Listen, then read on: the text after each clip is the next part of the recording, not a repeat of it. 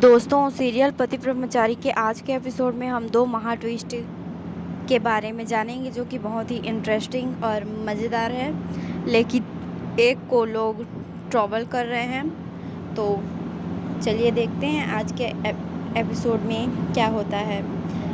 यह एपिसोड हमें यह बताने आई है कि आकाश की ज़िंदगी में उसकी पहली पत्नी की धमाकेदार एंट्री होने वाली है, जिससे आकाश की ज़िंदगी में बहुत ही बड़ा तूफान आने वाला है।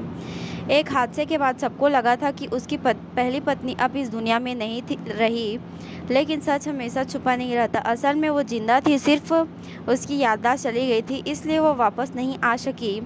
लेकिन अब उसकी याददाश्त वापस आ गई है और वह वापस आ चुकी है अपनी बेटी मिसू को लेने।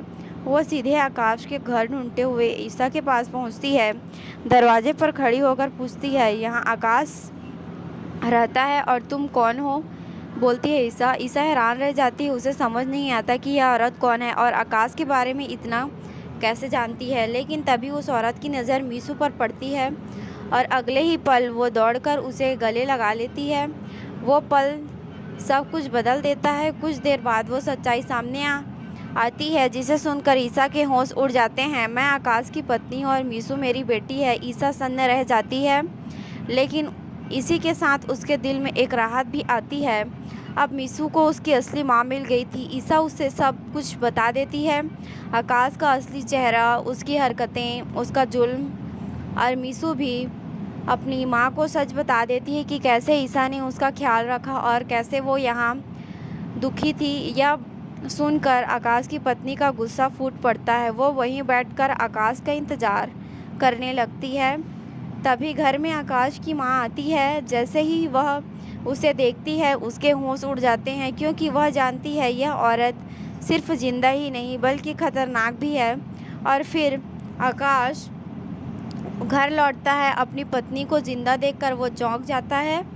वह तुरंत अच्छा बनने की कोशिश करता है, उसे गले लगाने बढ़ता है, लेकिन अब बहुत देर हो चुकी थी। उसकी सच्चाई सामने आ चुकी थी। उसकी पत्नी गुस्से में कहती है, तुमने मेरी बेटी को भी नहीं छोड़ा और अब ईसा को भी परेशान कर रहे हो। और उसी वक्त वो एक बड़ा फैसला लेती है, मैं मिसू और ईसा दोनों को अपने साथ लेकर जाऊंगी। यह सुनकर आकाश के पैरों तले ज़मीन खिसक जाती है। वो सफाई देने लगता है, लेकिन इस बार कोई उसकी बात सुनने को तैयार नहीं है। मिसू भी अपनी माँ के सामने सच्चाई बोल देती है और आखिरकार आकाश की पत्नी अपनी बेटी को लेकर वहाँ से चली जाती है और यहीं ईसा की ज़िंदगी बदल जाती है। अब वो आज़ाद है। अब उसके पास खोने के लिए कुछ नहीं बचा। पहले आकाश मिसू के ज़रिए उसे कंट्रोल करता था, लेकिन अब ईसा किसी की नहीं सुनती। वह मजबूती से खड़ी हो जाती है और सूरज के यहाँ काम करना जारी रखती है। उधर आकाश अब डरने लगा है। उसे लगने लगा है कि अगर ऐसा ही चलता रहा तो सूरज और ईसा एक हो जाएंगे और वो सब कुछ हार जाएगा। इसलिए अब वह एक खतरनाक कदम उठाने वाला है। वह ज़बरदस्ती ईसा से शादी करने की कोशिश करेगा, असली शादी, ताकि उसे हमेशा के लिए अपने कब्जे में कर सके। और इतना ही नहीं, वो अब गुलाब सिंह के पास जाकर शिकायत करेगा ताकि फिर से ईसा और सूरज को अलग किया जा सके। कहानी अब एक ऐसे मोड़ पर है जहां हर चाल और भी ज़्यादा खतरनाक होती जा रही है। अब देखना यह है, क्या ईसा इस बार खुद को बचा पाएगी या आकाश की यह नई चाल सब कुछ बदल कर रख देगी। और दूसरा महा ट्विस्ट के बारे में हम जानेंगे कि ताई माँ जो है ईसा की इज्जत के साथ खिलवाड़ करने की कोशिश करती है। वो भरी सभा में ईसा का पल्लू गिरा देती है। इसी सीन को काफ़ी लोगों ने ट्रोल किया है। सभी लोग कहते हैं कि यह कैसा सीन है जिसमें एक औरत ही एक औरत की इज्जत उतार रही। इधर आरव जो है भड़कते हुए गुस्से के साथ आता है और ताई को माँ को समझाता है, आप तो एक औरत है और एक औरत के साथ ऐसा कैसे कर सकती हैं?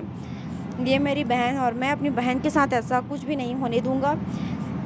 सूरज आता है और सूरज मन ही मन बहुत दुखी हो जाता है। यह सब देखकर उसे ताई माँ के ऊपर विश्वास नहीं हो रहा होता है कि वह ऐसा कैसा कर सकती है। वह सूरज जो है ईसा के पल्लू को लेकर उसे देता है। ईसा जो है अपना पल्लू सेट करती है।